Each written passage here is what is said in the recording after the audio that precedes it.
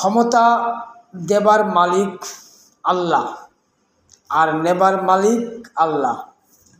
দেখেন, দীর্ঘ 17 বছর অনেক মন্ত্রী এমপির দাপটের সাথে ক্ষমতা পাওয়ার দেখিয়েছে, সম্মান নিয়ে সম্মানীয় জায়গায় বসেছে এবং যারা নিরীহ, যারা অস্ত্রবিহীন নিরস্ত্র মানুষকে ক্ষমতার চেয়ারে বসে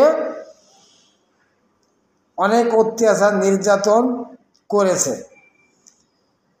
তো আমার মূল কথা, ক্ষমতা দেওয়ার মালিক যদি আল্লাহ হয়, ক্ষমতা নেওয়ার মালিকও আল্লাহ। ক্ষমতা আল্লাহ যেমন দেয়, সম্মান আল্লাহ যেমন দেয়, ক্ষমতাও আল্লাহ সেইভাবেই নেয়, সম্মান নষ্ট করে সেইভাবে। দীর্ঘ 17 বছর দাপটের সাথে মন্ত্রিত্ব সম্মানীয় আসনে বসেছিলেন। আল্লাহ যখনই বলেছে তোমাকে সম্মান আমি দিয়েছিলাম, তোমাকে ক্ষমতা আমি দিয়েছিলাম, তুমি ক্ষমতার অপব্যবহার করেছো, ক্ষমতার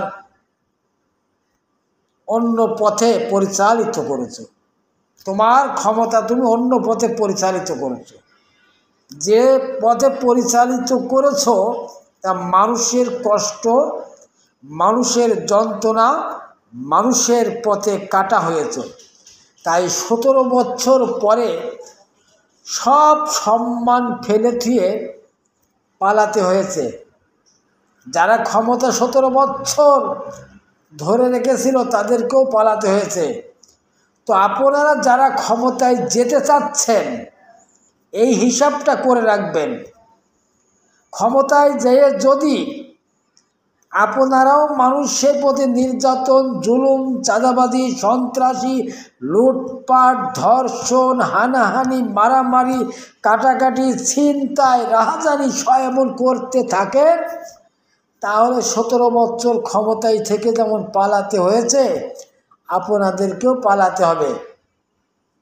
তাই একদম পরিষ্কার মন নিয়ে, একদম আদর্শ মানুষের মতন, দেশপ্রেমিক মানুষের মতন দেশ পরিচালনা করার শপথ গ্রহণ করেন। কারণ দেশকে অরাজকতা সৃষ্টি করে, দেশের মানুষের জুলুম নির্যাতন করে পৃথিবীর ইতিহাসে নাই কেউ টিকে আছে। আপনারা জানেন, ফেরাউন ছিলেন সেই সময়ের বাহাদুর, নমরুদ ছিলেন বাহাদুর, আবু জেহেল ছিলেন, আবুল আহাব ছিলেন বাহাদুর। আর বর্তমান বিশ্বেও জজ সহ অনেক বড় বড় নেতারা জুতার পিটা খেয়ে বিদায় নিতে হয়েছে, জুতার পিটা।